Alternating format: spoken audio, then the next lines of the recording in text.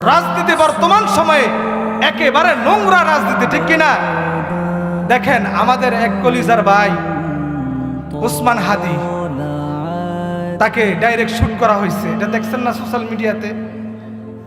এই ব্যক্তিটা যদিও আমার রক্তের সম্পর্ক না, তার সাথে আমার কোনো রক্তের সম্পর্ক নাই, কিন্তু আলহামদুলিল্লাহ হকের কথা বলছেন। যতদিন পর্যন্ত তার জবানের ভিতরে একটা বাক্য উচ্চারণ হয়েছিল যে আল্লাহ যতদিন পর্যন্ত এই জমিনে রাখবে ততদিন পর্যন্ত আমি হকের কথা বলেই যাব, ঠিক কিনা?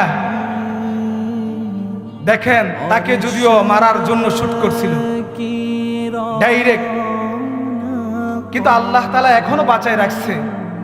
তবে ডাক্তাররা তাকে 95% সম্ভাবনা নাই, কিন্তু তার যে একটা কথা যে দুনিয়াতে আমি 50 বছর বাঁচলাম, আমি ঘরে পড়ে মারা গেলাম, আমার এই মৃত্যুর কি দাম রইল? আর আমি তো শহীদে তামান্না করি, আমি যদি একদিন বাঁচি আমি হকের কথা বলে বাঁচবো। এই যে তার একটা ভিতরে শহীদি তামান্না তার ভিতরে ছিল, আল্লাহ তাআলা হয়তোবা এটা কবুল করছেন। তবে তার জন্য আমরা খাস করে দোয়া করি, আল্লাহ তাআলা যেন এই হাদি ভাইকে আমাদের সামনে আবার যেন পুনরায় ফিরে আনে।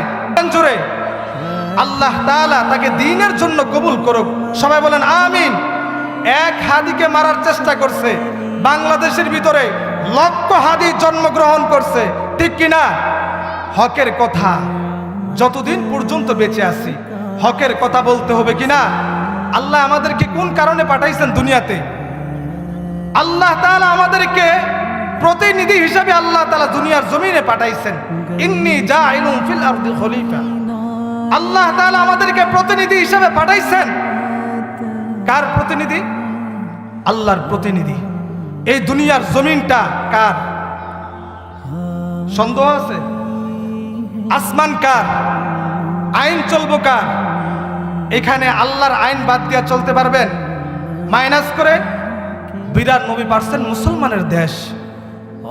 এই দেশের ভিতরে যদি ইসলামের কথা আমি যদি উচ্চ কণ্ঠে না বলতে পারি, আমি একজন আলেম হওয়ার পরে আমার যদি এই দায়িত্ববোধ জায়গা থেকে যদি আমি হকের কথা আওয়াজ দিয়ে না বলতে পারি, হাসরের ময়দানে আল্লাহ তাআলা আমার জিহ্বা কিছুতে কেটে ফেলবে।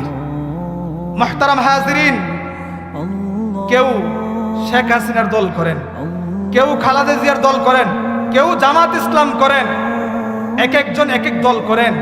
আমরা বলতে চাই, আপনারা যদি শেখ হাসিনার কথা আপনারা যদি ওপেন বলতে পারেন, খালেদা জিয়ার কথা যদি ওপেন বলতে পারেন, ডক্টর শফিকুর রহমান জামাত ইসলামের কথা যদি ওপেন বলতে পারেন, তাহলে যতদিন পর্যন্ত এই জমিনে থাকবো আমরা কি আল্লাহ তাআলার কথা বলবো না?